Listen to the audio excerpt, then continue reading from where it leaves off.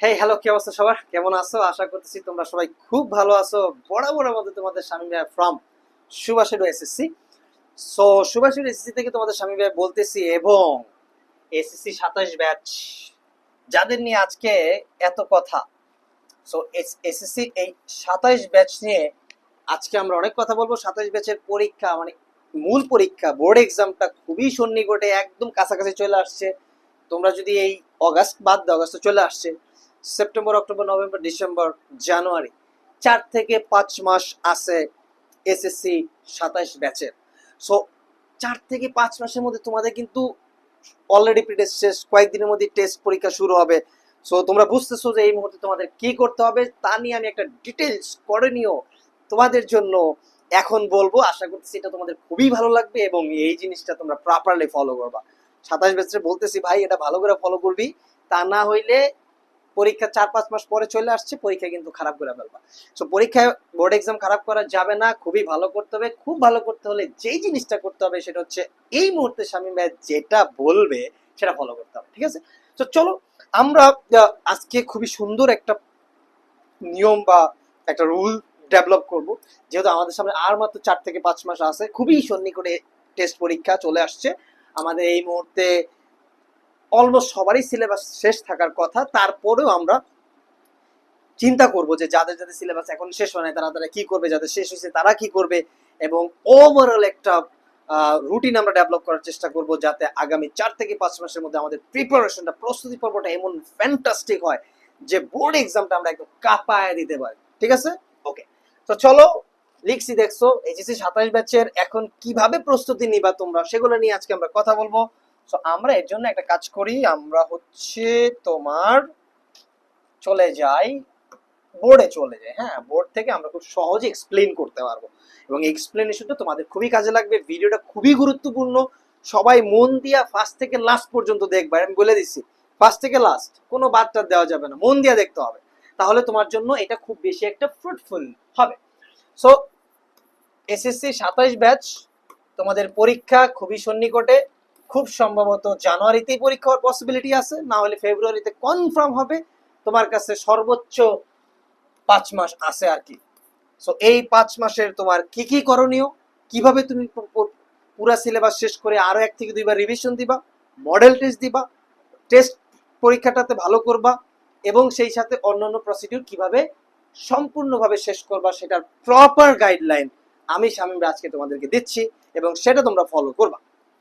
আসো, সো আমি ধরে নিচ্ছি এই মুহূর্তে 90% স্টুডেন্টেরই সিলেবাস পুরোপুরি শেষ হয় নাই, কিছু কিছু বাকি আছে, এটা আমি ধরে নিলাম। হ্যাঁ, সো ধরে নিচ্ছি 1 মাস পরেই তোমাদের হচ্ছে টেস্ট পরীক্ষা হবে। 1 মাস পরে যদি টেস্ট পরীক্ষা হয়, তাহলে এখন তোমাকে কি কি কাজ করতে হবে সেটা নিয়ে হচ্ছে আরেকটা কথা। 1 মাস পরেই হচ্ছে আমি ধরে নিলাম তোমাদের টেস্ট পরীক্ষাটা হবে। ক্লিয়ার? আমার কথা ক্লিয়ার? টেস্ট পরীক্ষার আগে তোমার তো ফুল সিলেবাস, এখন তো আর তোমার ওই অর্ধেক অর্ধেক ফার্স্ট টার্ম, সেকেন্ড টার্ম বা থার্ড টার্ম এরকম ভাবে টার্ম মানে কি বলে সাময়িক পরীক্ষার সাথে তো সিলেবাস হবে না, এখন সিলেবাস হবে পুরাটা, অর্থাৎ তোমার যে বইটা আছে ফুল বইয়ের উপরে সিলেবাস হবে। এখন ফুল বইয়ের উপরে যদি তোমার পরীক্ষা হবে, তার মানে এই মুহূর্তে তোমাকে পুরা বইটাই শেষ করতে হবে, পুরা বইটাই পড়তে হবে, এটাই হচ্ছে প্রথম প্রথম কথা। তো টেস্ট পরীক্ষা পুরা বইতেই হবে, ফুল বইতে হবে। তাহলে এখন তোমরা কি করবা? প্রথম কাজ হচ্ছে সিলেবাস শেষ করা। সিলেবাস শেষ করা হচ্ছে প্রথম প্রায়োরিটি। আমি জানি বিভিন্ন মোটামুটি 90% স্কুলেই সিলেবাস শেষ, 90% স্কুলেই মোটামুটি সিলেবাস শেষ, কারণ সামনে টেস্ট পরীক্ষা 2-1টা চ্যাপ্টার বাকি থাকতে পারে, সেটা হয়তো কিছুদিনের মধ্যে শেষ করে ফেলবে। আমার কথা কি ক্লিয়ার? যদি সিলেবাসটা শেষ হয়ে থাকে, তোমার হয়তো বা শেষ হয় নাই, তোমার স্কুলে শেষ করে ফেলছে, টিচার শেষ করে ফেলছে, বা অন্যরাও শেষ করে ফেলছে, শেষ হওয়ার পথে, বাট তোমার এখন অনেক কিছু বাকি আছে। এই মুহূর্তে তোমার করণীয় কি? তোমার করণীয় হচ্ছে টেস্ট পরীক্ষাটা পাস করা লাগবে। টেস্ট পরীক্ষা পাস না করলে কি হবে? কি হবে? পরীক্ষা বোর্ড এক্সামটা দিতে পারবা না ম্যাম। সো বোর্ড এক্সাম দেওয়ার জন্য টেস্ট পরীক্ষায় পাস করতে হবেই। তো টেস্ট পরীক্ষা পাস করার জন্য আমাকে প্রথম কাজ হচ্ছে যেই সাবজেক্টগুলো আছে, ধরো 10টা 11টা যে সাবজেক্ট আছে, আমি সবগুলা বাদ কথা না বলি, অ্যাটলিস্ট যেগুলো important, physics, chemistry, math, biology, তাই না, এই সাবজেক্টগুলা ICT, physics, chemistry, math, biology, ICT, এই 5টা সাবজেক্ট সবচেয়ে বেশি ইম্পর্টেন্ট, এবং এই 5টা সাবজেক্টই তো তারা সায়েন্স বিভাগ, সায়েন্সে আসো, তোমাদের জন্য বেশি ইম্পর্টেন্ট, এবং ইংরেজিও আছে আর কি সাথে। আর অন্যান্যগুলো আমরা পরে দেখবো। প্রথম কথা হচ্ছে, তোমরা ধরো physics, chemistry, biology, maths, higher maths সবগুলাই, তারপর হচ্ছে আইসিটি, এইখানে আমরা যদি ধরি ইংলিশ, এই সাবজেক্টগুলা তুমি যেই কাজটা করবা, বইটা বের করবা, বইটা বের করে তুমি একদম জেনুইন চিন্তা করবা। জেনুইনটা কি, যে আসলে আমার কতটুক শেষ হয়েছে, কতটুক হয় নাই। টিচার, স্কুল, পরীক্ষার সিলেবাস সব কিছুকে দূরে সরায় রাখা তুমি নিজে জেনুইনলি চিন্তা করো তোমার আসলে কতটুক শেষ হয়েছে।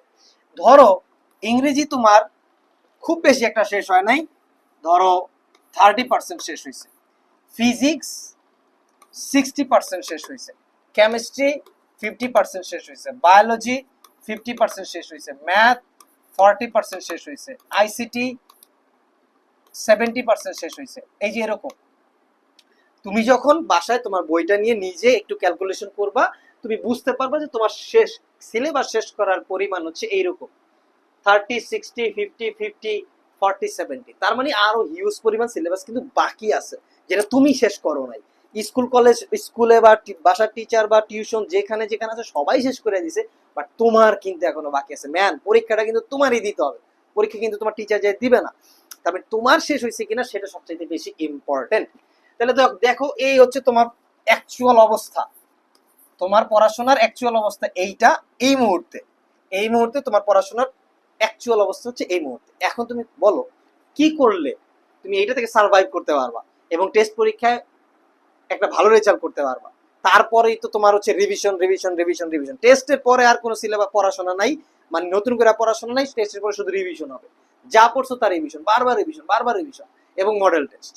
এটা হচ্ছে টেস্টের পরের কাহিনী। টেস্টের পরের কাহিনী আমরা বিশদ আলোচনা করব, ক্লাস নিব, এই করব সেই করব, অনেক কাহিনী করব, সেটা নিয়ে তোমরা আসি। কিন্তু এই মুহূর্তে তোমার যেহেতু সামনে টেস্ট পরীক্ষা, এই মুহূর্তে তোমার যেই করণীয় সেটা হচ্ছে তুমি এই জিনিসগুলা করার পরে তুমি একটা খাতায় সুন্দর করে সর্ট আউট করে ফেলো কি কি তুমি এখনো পড়ো নাই, কোন কোন চ্যাপ্টার তোমার বাকি আছে। আমার কথা কি ক্লিয়ার, বুঝতেছো? ধরো তুমি হচ্ছে ফিজিক্সে ধরো মানে 5টা চ্যাপ্টার বাকি আছে বা 6টা চ্যাপ্টার বাকি আছে, তুমি পড়ো নাই। এখন এই 6টা চ্যাপ্টারের মধ্যে কোন চ্যাপ্টারটা তোমার কাছে বেশি কঠিন মনে হচ্ছে, যে এই মুহূর্তে আমার টেস্ট পাস করার জন্য এটা নিয়ে যদি আমি পড়ে থাকি তাহলে আমার জন্য প্যারা হবে, সময় নষ্ট হবে, রিলিজ সেটা বাদ দাও, সেটা এখান থেকে রিমুভ করে দেবা।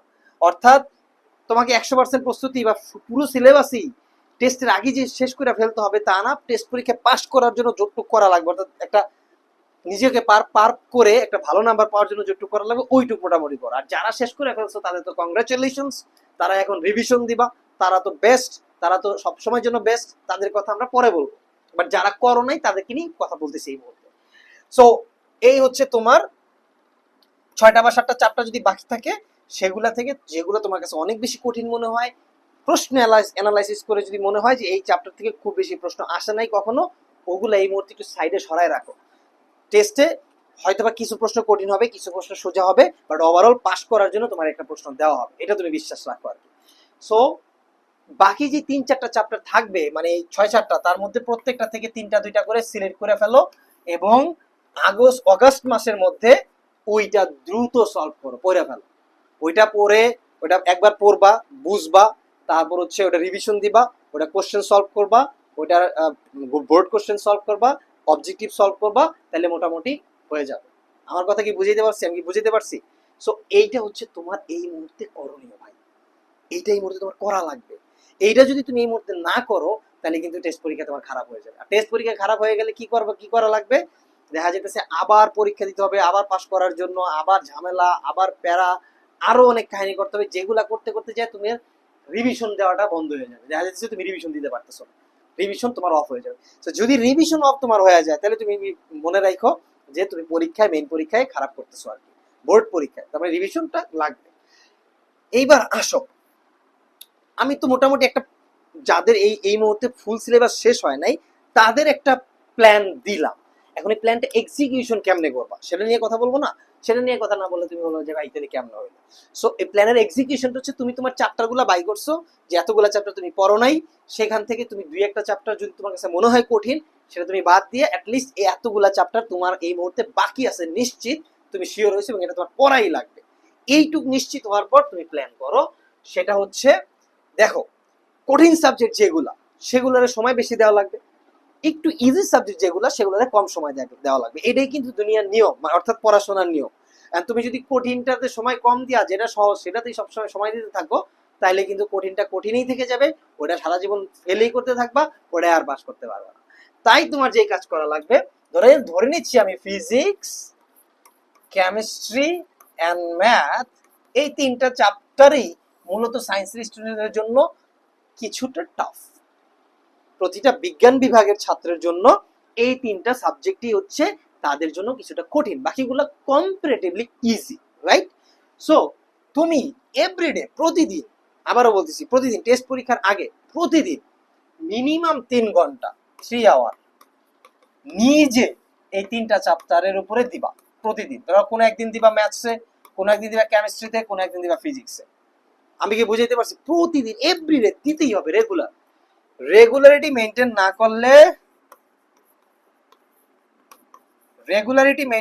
করলে কি হবে না? পাস হবে না। তাই রেগুলারিটি মেনটেন করা খুবই গুরুত্বপূর্ণ। ওই একদিন পরে কাপাই দিব এই চিন্তাধারাটা আপাতত অফ রাখো, ঠিক আছে? এগুলা 9 পর্যন্ত ছিল, বা ধরো বার্ষিক পরীক্ষা পর্যন্ত ছিল, এখন এটা বাদ দাও। বোর্ড এক্সাম চলে আসছে, এখন ওই পরীক্ষার আগে পরে কাপাই দেওয়ার প্ল্যান বাদ দিয়ে দাও। এখন রেগুলার কিছু সময় পড়ো আর কি। এই 3 ঘন্টা সময় তুমি এইটাতে দিবা, এই তিনটা সাবজেক্টে দিবা এভরিডে 3 ঘন্টা। তোমাকে প্রতিদিন আমি অনেক পড়তে বলতেছি না, প্রতিদিন আমি 4 থেকে 5 ঘন্টা পড়তে বলতেছি, এর বেশি দরকার নাই। তোমরা 4 থেকে 5 ঘন্টা পড়ো, তাহলে 3 ঘন্টা তো তুমি এই সাবজেক্টে দিলা, আর বাকি 2 ঘন্টা ইংলিশ, আইসিটি আর অন্য যতগুলো আছে, বাংলা, সমাজবিজ্ঞান, ধর্ম, অন্য যেগুলো আছে সেগুলাতে তুমি দিবা। কিন্তু ইংলিশ, আইসিটি তো প্রতিদিন তুমি অ্যাটলিস্ট 1 আওয়ার দিবা, সাথে চাইলে বাংলাটাও রাখতে পারো আর কি। অর্থাৎ বাংলা, ইংলিশ, আইসিটিতে তুমি প্রতিদিন 1 আওয়ার ব্যয় করবা, আর সমাজবিজ্ঞান অর্থাৎ ওই ধর্ম শিক্ষা, অন্যান্য যে সাবজেক্টগুলো আছে ওগুলাতে তুমি 1 ঘন্টা বা সপ্তাহে 1 দিন 2 দিন পড়লেও হবে। কিন্তু এইগুলাতে তোমার রেগুলারিটি মেনটেন করা লাগবে। যদি তুমি এই সাবজেক্টগুলোতে রেগুলারিটি মেনটেন না করো, তাহলে তুমি নিশ্চিত থাকো তুমি ঝামেলার মধ্যে পড়তেছো। তাহলে তুমি ওভারঅল চিন্তা করা আছে, এই 1 ঘন্টা আমি দিলাম, এই সাবজেক্টগুলো তুমি মাঝে মাঝে পড়ো, প্রতিদিন তোমার দরকার নাই। কিন্তু এই 4 ঘন্টা, এই 4 আওয়ার তুমি রেগুলার পড়বা। 1 ঘন্টা দিবা এগুলাতে, 3 ঘন্টা দিব ওই সাবজেক্টগুলোতে। আরেকটা সাবজেক্ট বাকি আছে বায়োলজি, এই জায়গায় বাংলার বদলে তুমি বায়োলজি রাখো, সরি, বাংলার বদলে তুমি হচ্ছে বায়োলজি রাখো আর কি। বায়োলজি, ইংলিশ, আইসিটি, এই তিনটা রাখো তুমি। বায়োলজি, ইংলিশ, আইসিটি ডেইলি 1 ঘন্টা দিবা, বাকি 3 ঘন্টা ফিজিক্স, কেমিস্ট্রি, ম্যাথসে দিবা, আর 1 ঘন্টা, আর সপ্তাহে 1 দিন, শুক্রবার ধরো বা শনিবার ধরো, 1 দিন বা 2 দিন তুমি অন্য সাবজেক্টগুলোতে দিবা। তাহলে দেখবা তোমার ওভারঅল প্রস্তুতিটা গোছায় চলে আসতেছে আর কি। সো আমরা তো আছি, আমরা মোটামুটি তোমার রিভিশন ব্যাচ শুরু করছি। সো রিভিশন ফিজিক্স এবং ইংলিশে, ফিজিক্স এবং ম্যাথসের রিভিশন ক্লাস আমি শুরু করছি ইনশাল্লাহ। রেগুলার বেসিসে তোমরা এই পেজে পাবা, সেগুলো একটু ফলো করো, এবং অন্যান্য সাবজেক্টগুলোও তুমি রিভিশন দেওয়া শুরু করে দাও। আর কিন্তু সময় নাই, সময় কিন্তু আর নাই। আমার কথা কি বুঝাইতে পারছি? সো এটাই ছিল আমার প্রপার প্ল্যান ফর ইউ, যাদের 27 ব্যাচ যারা এসএসসি চলে আসছো তাদেরকে এই মুহূর্তে টেস্টে পাস করানোর জন্য এটাই ছিল প্ল্যান। তারপর আমরা আরো নতুন নতুন স্ট্র্যাটেজি, প্ল্যান এগুলো ডেভেলপ করবো এবং সেগুলো ফলো করবো, এবং সেগুলোর মাধ্যমে আমরা বোর্ড এক্সামে ইনশাল্লাহ একটা ভালো চমৎকার রেজাল্ট করবো আর কি। এবং যত কোশ্চেনই আসুক না কেন আমরা পারবো, ঠিক আছে? সো আজকের মধ্যে এখানে শেষ। সবাইকে ধন্যবাদ, আল্লাহ হাফেজ, বাই বাই, টাটা। তোমাদের শামীম ভাই ফ্রম সুভাষিডু এসএসসি।